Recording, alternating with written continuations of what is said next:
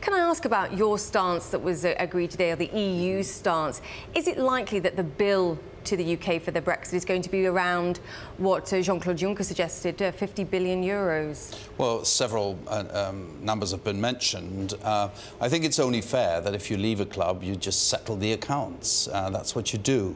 And this will be part of the negotiation, and everybody wants to have a fair deal on this. And I think it's only fair to say to the United Kingdom, you have some obligations. You entered into obligations over the years. And if you want to leave the club, you just settle the accounts with us.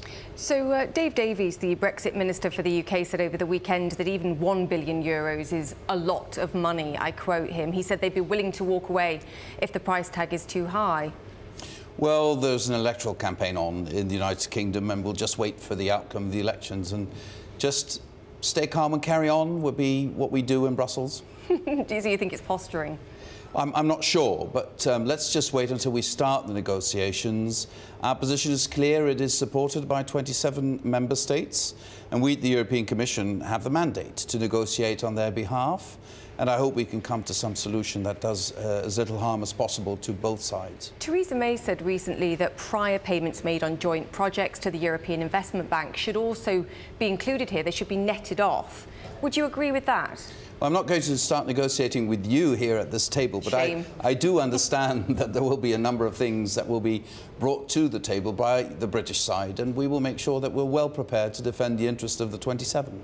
And again, Dave Davies said over the weekend things like Irish border issues, EU citizens' rights, things like this need to not happen before the trade talks start. Is that a red line as far as the EU is concerned? As far as we're concerned, a number of these things, the financial settlement, the border issue, and especially the position of our citizens, need to be satisfactorily settled before we can talk about our future relationship. I think this is only fair that you first deal with the issues that need to be dealt with before you have the final separation, and then you talk about the future relationship.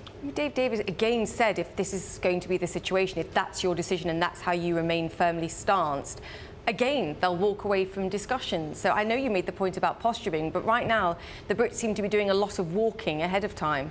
Well, walking is always good, but not away from the table, because we need to find a solution at the table. And I'm pretty sure that the United Kingdom will stay at the table to find a solution, because all of us want to try and avoid as much harm as possible. There will be harm. I mean, this is a sad situation. I'd rather not be in this situation.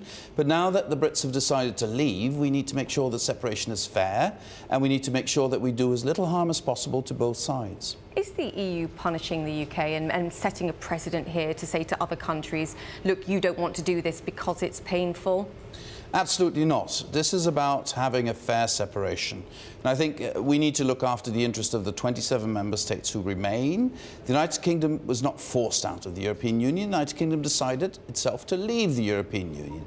And it's only fair that then you settle the accounts and you look after the interests of the citizens. We don't want citizens to be hurt because of this. We want people to be able to continue their peaceful lives on both sides, both in the EU and in Britain. So, you know, this is just a negotiation to make sure that finally we can develop a new relationship that is good for both sides.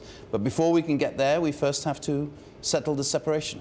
The Eurozone today looks pretty different to how it might have been 2 weeks ago had a different result in the French election happened. Would you agree at this point that Eurozone, Europe has put populism behind it, the worst of populism behind it? Well, I think on the one hand, you saw elections that were clearly an indication that the European population wants Europe to stay and wants Europe to be better than it is today.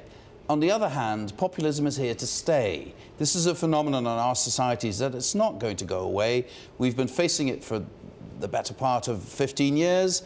And we need to make sure that people who are attracted by populism see better solutions than to become nationalists or to see the other as a threat to their position. We as Europeans will only be as strong as we are together, as we are able to find common ground on the issues that will determine the world's future.